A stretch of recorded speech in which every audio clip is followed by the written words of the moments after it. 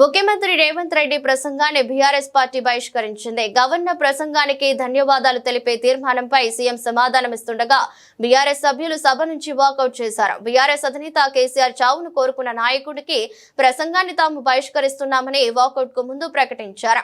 BRS party stretcher మీద నుంచి మార్చురీకే అని వ్యాఖ్యానించడం తెలంగాణ రాష్ట్ర సాధకుడు 10 ఏళ్లు రాష్ట్రాన్ని ప్రగతి పదంలో నడిపిన పాలనాధ్యక్షుడు ఆయన కేసీఆర్ చావును కోరుకోవడం అంటే తెలంగాణకు కీడును కోరుకోవడమే అని బీఆర్ఎస్ ఎమ్మెల్యేలు ఆగ్రహం వ్యక్తం చేశారు.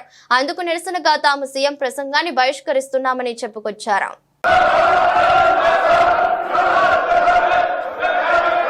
అధ్యక్ష,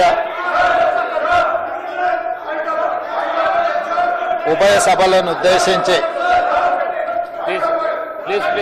గౌరవనీయులైన గవర్నర్ గారు